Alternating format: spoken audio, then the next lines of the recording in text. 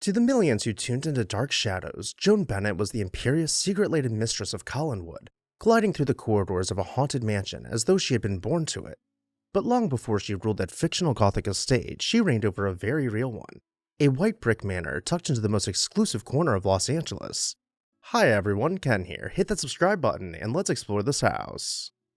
In 1910, Joan Bennett was born into the Palisades section of Fort Lee, New Jersey, the youngest of 3 daughters in what was arguably America's first family of the theater.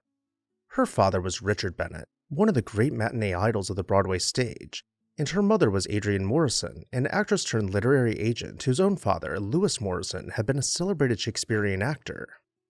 Acting, in other words, was the family trade, stretching back generations to traveling players in 18th century England. Her older sisters, Constance and Barbara, went into the business too, and Constance became one of the highest paid stars in all of Hollywood before Joan had truly arrived. Joan herself first appeared on screen as a small child in her father's 1916 silent drama, The Valley of Decision, and she was educated at private schools in Manhattan and Connecticut and at a finishing school outside Paris. She had intended to sidestep the family tradition entirely and become an interior decorator, but a teenage marriage, a baby, and a swift divorce left her needing to earn a living. At 18, she made her stage debut opposite her father in the Broadway play Jarnagin, and within a year, Hollywood came calling. Her first important role as Phyllis Benton opposite Ronald Colman in Bulldog Drummond in 1929 made her a star almost overnight, and audiences and critics alike took to her at once. Throughout the early 1930s, she worked constantly as a winsome blonde ingenue, most memorably as Amy March in the beloved 1933 version of Little Women. Then came the pivotal decision of her career when producer Walter Wanger, who had signed her to a contract and taken charge of her career, urged her to dye her hair dark for the 1938 film Trade Winds. As a sultry brunette, she was reborn as a screen femme fatale, her looks often compared to those of Hedy Lamarr, and the transformation opened the door to the finest work of her life. She married Wanger in 1940, and together they formed a production company with the exiled German director Fritz Lang, for whom she made a run of superb film noir thrillers, among them Manhunt, The Woman in the Window, and Scarlett Street. By the 1940s, she was wealthy, glamorous, and firmly established among Hollywood's elite, a leading lady with the earnings and the prestige to build a house that matched her stature. That house rose in Holmby Hills, the rarefied enclave that with Beverly Hills and Bel Air forms the so-called Platinum Triangle of Los Angeles. Bennett, then a newly divorced mother of 2, had it constructed in 1936 and settled on her favorite look, French provincial, the manor house style of rural France, with its steep-hipped roofs and tall shuttered windows.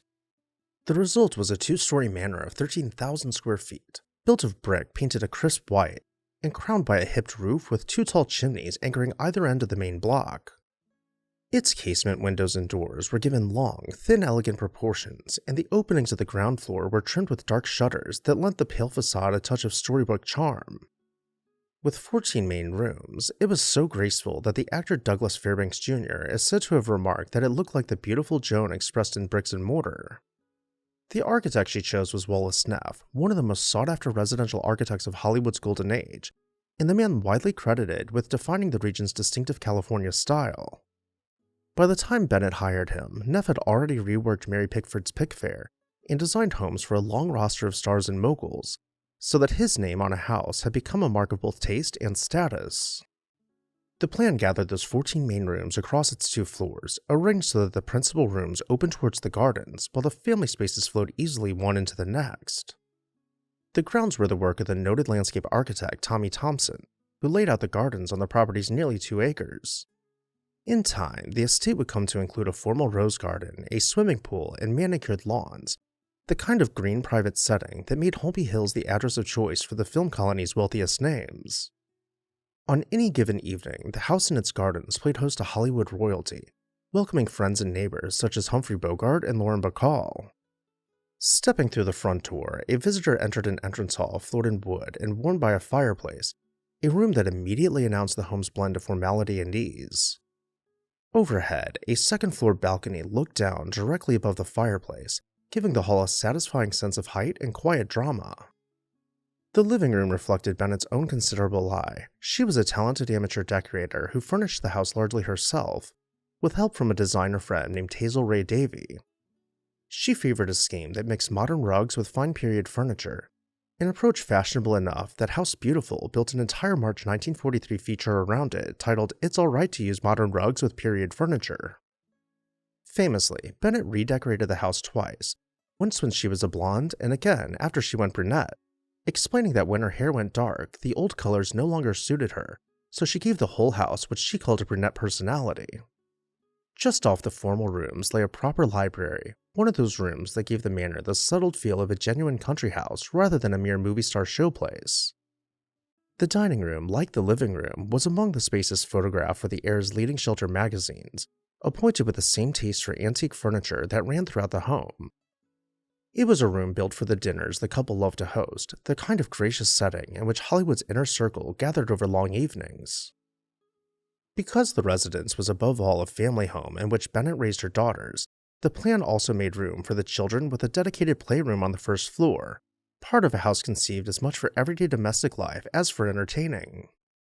For a time, the household was the very picture of a Hollywood power couple, with 2 children, a beautiful home, and a string of films that he produced and she starred in.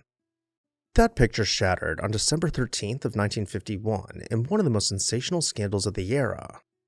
Walter, whose finances had collapsed and who had grown convinced that Joan was having an affair with her agent, Jennings Lang, confronted the pair in a Beverly Hills parking lot and shot Lang twice, telling police afterward that he did what he did because he thought Lang was breaking up his home.